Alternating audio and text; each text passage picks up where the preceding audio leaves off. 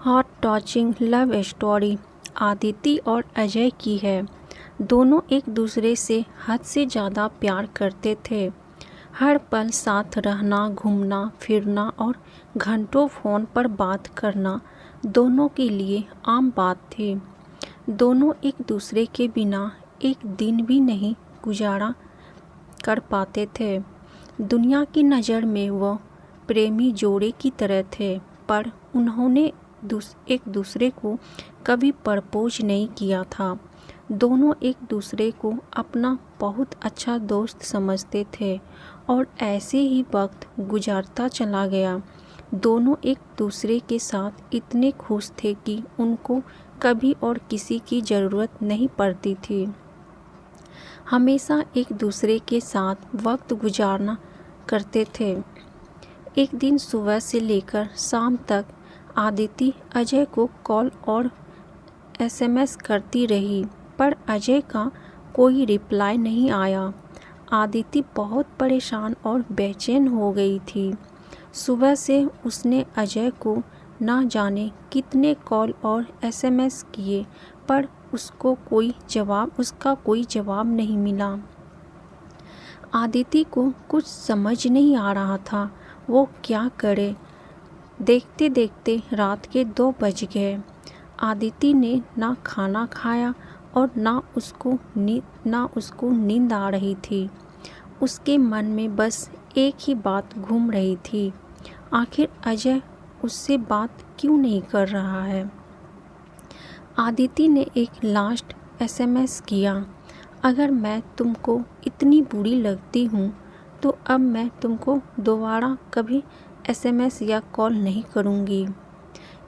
इसके बाद भी जब अजय का कोई रिप्लाई नहीं आया तो आदिति ज़ोर ज़ोर से रोने लगी और पता नहीं कब वो रोते रोते सो गई।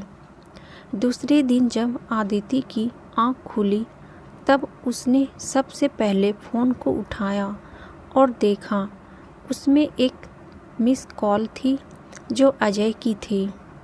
आदिति ने बिना कुछ सोचे समझे तुरंत अजय को फ़ोन लगाया। जैसे ही कॉल रिसीव हुआ वो ज़ोर ज़ोर से चिल्लाने लगी, तुम्हें क्या हो गया है? कल मैंने कितने कॉल और मैसेज किए, तुमने एक का भी रिप्लाई नहीं दिया। तुम समझते क्या हो? और ना जाने क्या क्या वो एक ही सांस में बोलती चली गई। अजय ने बड़ी शांति से उत्तर दिया, देखो कल मैं बहुत बिजी था और मैं अब रोज़ तुमसे बात नहीं कर सकता। मेरे भी कुछ सपने हैं और मुझे अपने करियर पर फोकस करना है। इतना कहकर अजय ने फ़ोन काट दिया। आदिति के पैरों तले से ज़मीन खिसक गए। वह समझ नहीं पा रही थी आखिर अचानक ऐसा क्या हुआ जो अजय उससे बात नहीं करना चाहता है। वो ज़ोर ज़ोर से रोने लगी और उसके सामने फ्लैशबैक चलने लगा। अजय के इस बदले हुए रूप के बारे में उसने कभी सपने में भी नहीं सोचा था। जैसे जैसे वो बातें याद करती वैसे वैसे उसकी आंखों से आंसू गिरते चले जाते। आदिति की नज़रों के सामने अजय के साथ गुजारे एक एक पल की तस्वीर ऐसे घूम रही थी जैसे दोनों कल ही मिले हो। पर यह दोनों जानते थे उनका रिश्ता 7 साल से ज़्यादा पुराना है। वो अपने आप को कमज़ोर, अकेला और दुखी महसूस कर रही थी। इससे पहले हर मुश्किल में अजय उसके साथ था, पर इस बार वो अकेली थी और उदास थी। अदिति एक ही दिन में इतनी टूट गई कि वह सुसाइड करने की सोचने लगी। शाम के समय अदिति ने हिम्मत करके अजय को कॉल किया।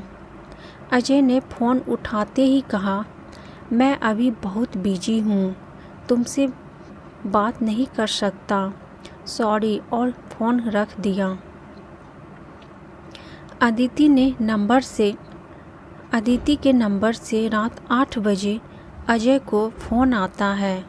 फ़ोन सुनकर अजय ज़ोर ज़ोर से रोने लगता है और कहता है, ये सब मेरी गलती है, मेरी गलती से ये सब हुआ है, इसका जिम्मेदार बस मैं हूँ।